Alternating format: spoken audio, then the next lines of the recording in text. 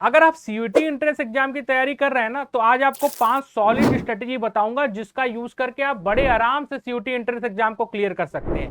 पिछले साल हम लोगों ने इन स्ट्रेटेजी का इंप्लीमेंट अपने ऑनलाइन और ऑफलाइन बैचेस में किया, जिसका रिजल्ट ये रहा कि हमारे 1800 से भी ज्यादा बच्चों का selection BHU, DU, MU, Allahabad और बाबा भीमराव अंबेडकर जैसी सेंट्रल यूनिवर्सिटी में हो गया। और इसमें से चौथी और पांचवी स्ट्रेटेजी को तो आपको जरूर फॉलो करना चाहिए। बिना इसके इंप्लीमेंट किए सीयूटी एंट्रेंस एग्जाम क्लियर करना आपके लिए थोड़ा सा मुश्किल हो जाएगा। देखो, सीयूटी एंट्रेंस एग्जाम की सबसे अच्छी बात यह है ना कि यहाँ पे आप कुछ सब्जेक्ट कॉम्बिनेशन को लेके मैक्सिमम यूनिवर्सिटी और मैक्सिमम कोर्सेज को टारगेट कर सकते हो। लेकिन तैयारी से पहले तुम किस यूनिवर्सिटी के लिए जाना चाहते हो और वहां पे पर्टिकुलर कोर्स में कौन कौन से सब्जेक्ट पूछे जाएंगे, इसको लेके एक प्रॉपर लिस्ट बना लेनी चाहिए। यानी सब्जेक्ट को लेके तुम्हारी क्लियरिटी होनी चाहिए। कई सारे बच्चों का सिलेक्शन केवल इसलिए नहीं हो पाता है कि पर्टिकुलर कोर्स में जो सब्जेक्ट मांगा गया था उसको छोड़ के उन्होंने बाकी सबका एग्जाम दिया है। एक एग्जांपल तुमको बताता हूं, जैसे दिल्ली यूनिवर्सिटी के अगर तुम बीए कोर्स में एडमिशन लेना चाहोगे तो वहां पे थोड़ा सा कॉम्प्लिकेशन है। क्या कॉम्प्लिकेशन है कि बीए कोर्स में एडमिशन लेना है तो बच्चों के दिमाग में तो यही आएगा, यार बीए में एडमिशन लेना है तो हमको हिस्ट्री, ज्योग्राफी, पॉलिटिकल साइंस पढ़ना होगा। लेकिन ऐसा नहीं है। अगर तुम क्लास 12 साइंस ग्रुप के स्टूडेंट हो, एक एग्जांपल मान लेते हैं, तो क्लास 12 के साइंस स्टूडेंट को वही डोमेन लेके एग्जाम देना होगा जो उन्होंने क्लास 12 में पढ़ा था। अब इसका क्या मतलब हुआ भाई? इसका मतलब यह है कि अगर क्लास 12 में आपने फिजिक्स, केमिस्ट्री, मैथ पढ़ा है तो आप फिजिक्स, केमिस्ट्री, मैथ का ही एग्जाम देंगे और इसी के स्कोर पे आपके दिल्ली यूनिवर्सिटी में बीए में एडमिशन होगा।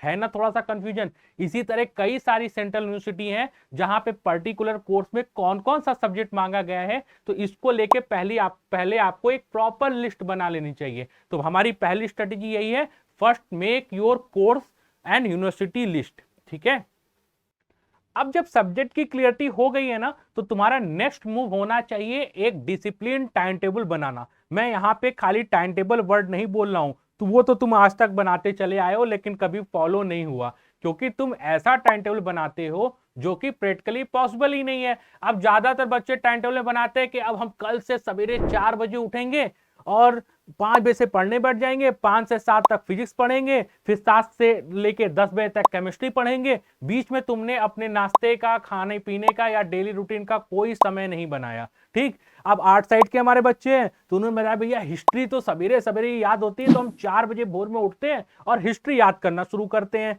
ठीक, अब दूसरे दिन ना वो 4 बजे उठे ना उनका वो टाइम टेबल फॉलो हुआ, तो ऐसे टाइम टेबल बनाने का कोई फायदा नहीं है। तुम अपने रूटीन को समझो। अगर तुम रात में पढ़ पाते हो तो रात को लेकर टाइम टेबल सेट करो। अगर तुम अर्ली मॉर्निंग जाग जाते हो तो तुम सवेरे से अपना टाइम टेबल बना लो, लेकिन ऐसा टाइम टेबल बनाना जिसमें तुम्हारे दिन का पूरा रूटीन हो। ठीक है, तो कि तुम दिन में पढ़ाई के साथ और क्या क्या चीजें करते हो, तो उसके लिए भी एक टाइम टेबल, एक टाइम फिक्स करो अपने टाइम टेबल में और उसको डिसिप्लिन्ड वे में फॉलो करो। टाइम टेबल बनाना आसान काम है, लेकिन उस टाइम टेबल को डेली इंप्लीमेंट करना एक अनुशासन के साथ, ये थोड़ा सा मुश्किल काम है। अब अगर तुम नॉन स्कूलिंग स्टूडेंट हो या तुमने ड्रॉप लिया है सीयूटी के लिए, तो कम से कम तुमको 6 से 7 घंटे का अपना पढ़ने का शेड्यूल बनाना चाहिए। और अगर तुम क्लास 12 अपेयरिंग स्टूडेंट हो, तुम अभी स्कूल जा रहे हो, तब भी तुम सेल्फ स्टडी के लिए मिनिमम 3 घंटे का समय जरूर निकालो। और अपेयरिंग स्टूडेंट के लिए जो क्लास 12 में अभी हैं, उनके लिए मैं एक सेपरेट वीडियो लेके आ रहा हूं कि वो अपने 12 बोर्ड के साथ सीयूटी की तैयारी को कैसे मैनेज करेंगे। तो चलो आगे बताते हैं। अब जब तुम्हारा टाइम टेबल बन गया है तो उस टाइम टेबल को तुम 4 हिस्सों में बांटना, 4 पार्ट में डिवाइड करना। 3 पार्ट को रखना जो तुमको डेली नई चीजें पढ़नी है, अपने जितने भी सब्जेक्ट पढ़ने हैं। जैसे तुमने बना लिया मान लो 6 घंटे का समय पढ़ने का, तो 6 घंटे को 4 पार्ट में डिवाइड कर दो। ठीक, जो 3 पार्ट रहेगा उसमें हम लोग डेली नई चीजें पढ़ेंगे, अपने नए सिलेबस को पढ़ेंगे।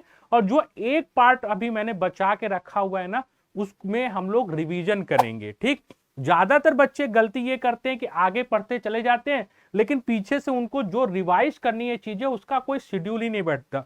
तो हमको पढ़ाई कैसे करनी, मान लो 1 घंटा पढ़ना है, तो 1 घंटे में हम लोग 1 घंटे में 45 मिनट, ठीक है, जो नए सिलेबस को पढ़ेंगे और 15 मिनट पढ़ने से पहले यानी है हम आज ही पढ़ाई शुरू करने वाले हैं तो उससे पहले 15 मिनट हम पिछली चीजों को रिवाइज करेंगे। ठीक, तो इसीलिए मैंने बोला कि तुम्हारे स्टडी में जो तुमने टाइम टेबल बनाया उसकी में टाइम को 4 पार्ट में डिवाइड कर लो। ठीक है, उसमें से 1/4 पार्ट 1/4 पार्ट रिवीजन के लिए रहेगा और बाकी 3 पार्ट में हम लोग आगे का सिलेबस कवर करेंगे। ठीक, अब अगर तुमने ये दोनों काम कर लिया, तुम्हारे सब्जेक्ट को लेके क्लियरिटी हो गई, तुम्हारा डिसिप्लिन टाइम टेबल बन गया। ठीक है, तो तुम ये समझना कि तुमने आधी जीत हासिल कर ली। ठीक, उसके बाद हमारी नेक्स्ट स्ट्रेटेजी है cover your syllabus as soon as possible, यानी जितना जल्दी हो सके अपने सिलेबस को कवर करो।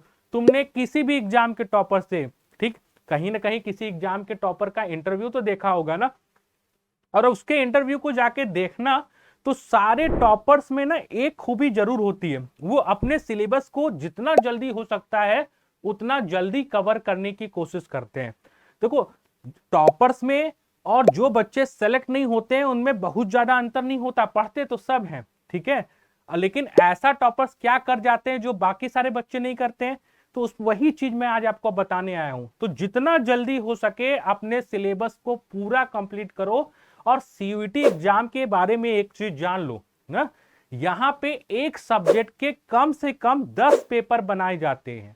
और अगर वहीं जनरल टेस्ट की तुम बात कर लोगे ना, तो जनरल टेस्ट के एक सब्जेक्ट में 35 पेपर बने थे पिछले साल।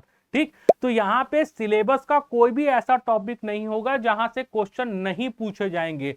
सिलेबस का हर एक टॉपिक, हर एक छोटा से छोटा पार्ट इंपॉर्टेंट है। तो तुमको अपने सिलेबस को जल्दी से जल्दी कवर करना है, लेकिन किसी भी टॉपिक को, किसी भी पार्ट को छोड़ के नहीं जाना, क्योंकि सीयूईटी में कोई भी टीचर तुमको इंपॉर्टेंट नाम की चीज नहीं बता पाएगा। आप थोड़ा सा एग्जांपल में समझो, मान लो जनरल टेस्ट के 35 पेपर बनने हैं और जनरल टेस्ट का सिलेबस होता है reasoning, basic math, current affair, static GK, और स्टैटिक जीके खुद अपने आप में हिस्ट्री, ज्योग्राफी, पॉलिटिकल साइंस, मतलब कहां से क्वेश्चन पूछेगा ये कोई नहीं बता सकता। अब 35 सेट पेपर बना था पिछले बार, तो कोई बच्चा एग्जाम देने गया, मतलब उसका पहले एग्जाम हो गया, तो उसके पेपर में पूरा रीजनिंग से क्वेश्चन आ गया। अब वो आके अपने जूनियर को बता रहे, यार मेरे पेपर में तो पूरा रीजनिंग से क्वेश्चन था। अब दूसरा बच्चा सोचा इसके पेपर में रीजनिंग है तो हम भी रीजनिंग पढ़ के जाएं, और जब वो पेपर देने बैठा तो पता चला उसके में रीजनिंग के पेपर ही नहीं, रीजनिंग के क्वेश्चन ही नहीं है, और सारा क्वेश्चन उठा के स्टैटिक जीके से पूछ दिया। तो सीयूटी एंट्रेंस एग्जाम में तुम्हारे सेट में, तुम्हारे डेट में क्वेश्चन कहां से आएंगे ये कोई भी टीचर नहीं बता सकता। तो उसके लिए तुमको अपना कंप्लीट सिलेबस पूरा करके जाना होगा, यानी क्वेश्चन कहीं से भी पूछो ना भाई, हम उसका खुल के उत्तर देंगे। हमने अपने सिलेबस को पूरा कंप्लीट किया है, हमने अपने एक एक छोटे डाउट को क्लियर किया है। और तुम जहां से भी तैयारी कर रहे हो, कहीं से भी, ऑनलाइन पढ़ रहे हो, ऑफलाइन पढ़ रहे हो, तुमको अपने छोटे से छोटे टॉपिक को क्लियर करके जरूर जाना चाहिए। ठीक है, और हम लोग भी जब अपने ऑनलाइन ऑफलाइन बैचेस में पढ़ाते हैं, तो हम लोग जब ऑफलाइन पढ़ाते हैं ना, तो वहां पे एक चीज हम ध्यान रखते हैं कि हम लोग अपने बैच को छोटे से छोटा रखने की कोशिश करते हैं। आज हम लोग को यूनिवर्सिटी एंट्रेंस एग्जाम की तैयारी कराते हुए 9 साल हो गया। पहले हम लोग बीएचयू एंट्रेंस एग्जाम और उसके बाद सीयूटी एंट्रेंस एग्जाम की तैयारी कर रहे हैं, और हमारे मैक्सिमम बच्चे सेलेक्ट होते हैं। और इतने ज्यादा सिलेक्शन के पीछे केवल यही टेक्निक है, हम लोग छोटा बैच बनाते हैं, 40-40 के हमारे बैच होते हैं, यहाँ पे टीचर प्रॉपर स्टूडेंट पे ध्यान दे पाता है, उनके डाउट, उनके हर प्रॉब्लम को क्लियर कर पाता है। हमने आज तक कॉस्ट कटिंग की वजह से अपनी क्लास को कभी भी ऑडिटोरियम नहीं बनाया है। अब अगर किसी क्लास में 40 बच्चे होंगे तो बच्चा भी खड़ा होकर आराम से पूछ लेगा, सर इस क्वेश्चन का हमको बता दो आंसर। अब 200 बच्चे बैठे हैं तो वो सारा एंजाइटी से ही क्वेश्चन नहीं पूछ पाएगा।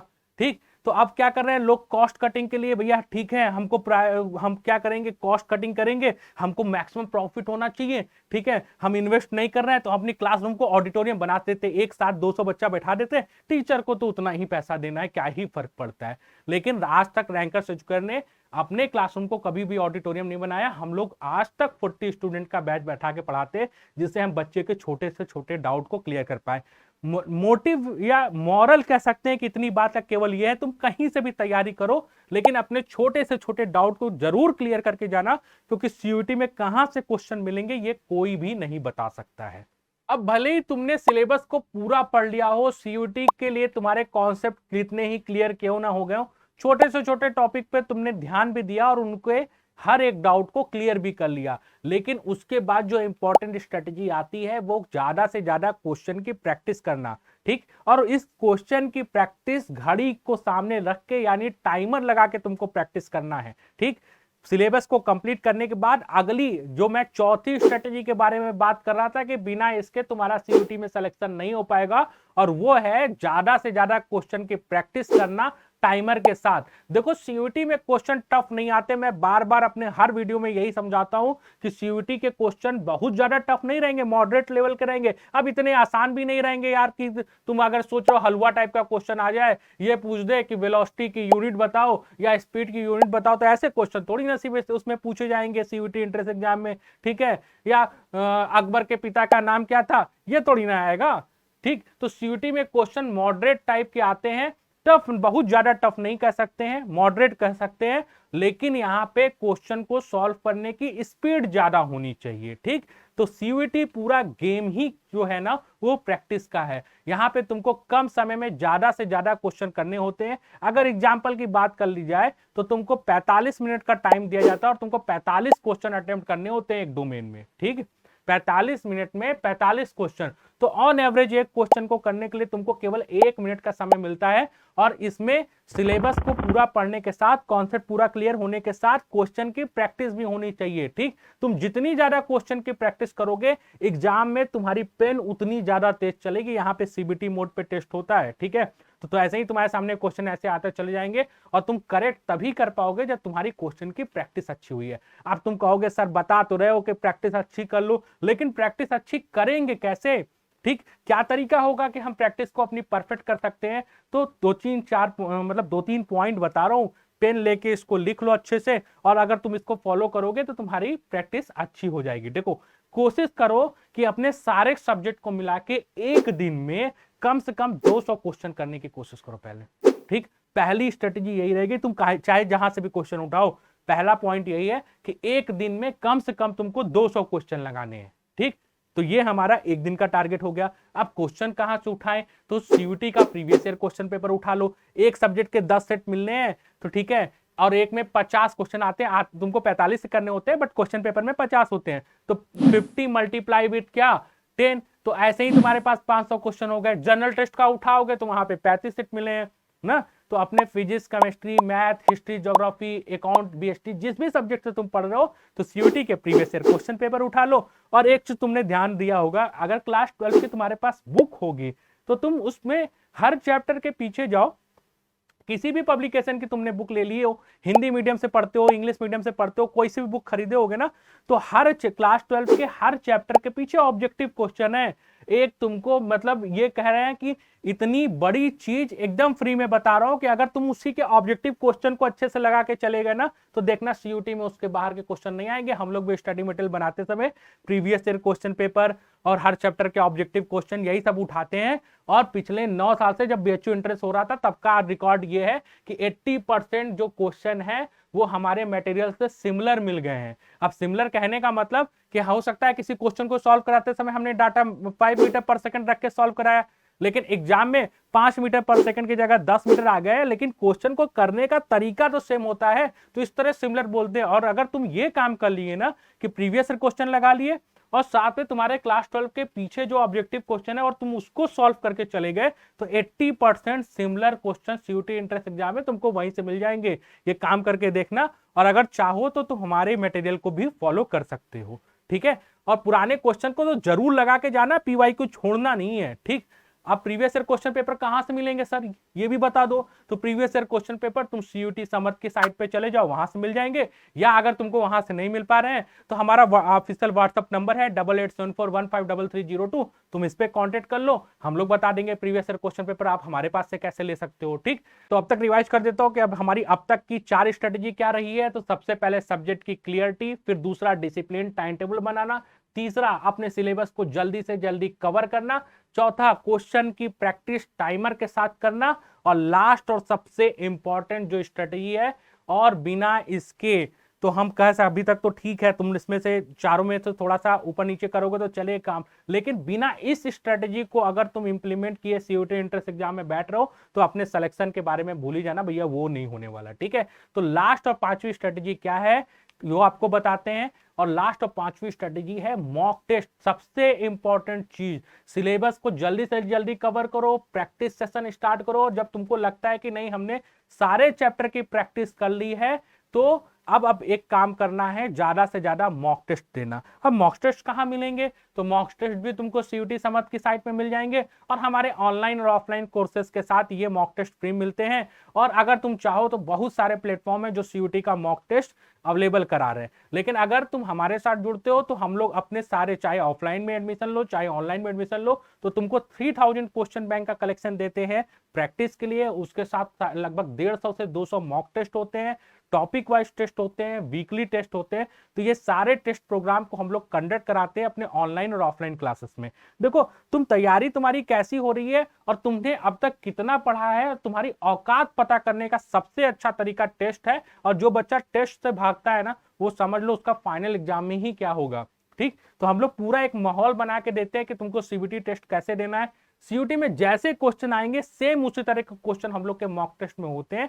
तो अगर तुम हमारे साथ मॉक टेस्ट लेना चाहते हो तो हमारे किसी भी बैच में, चाहे ऑनलाइन में चाहे ऑफलाइन में, तुमको ये मॉक टेस्ट फ्री मिल जाएंगे। तो इन पांचों स्ट्रेटेजी को फॉलो करो। चौथी पांचवी एकदम मत भूलना, इसको जरूर करके जाना। यानी क्वेश्चन की ज्यादा से ज्यादा प्रैक्टिस, टाइमर लगा के एक दिन में हमको 200 क्वेश्चन सॉल्व करने, इससे नीचे अगर होगा तो हम रात तक जाग के पहले क्वेश्चन सॉल्व करेंगे, फिर अगले दिन के बारे में सोचेंगे। ठीक, जब तक टारगेट नहीं कंप्लीट हो जाता तब तक आराम मत करो।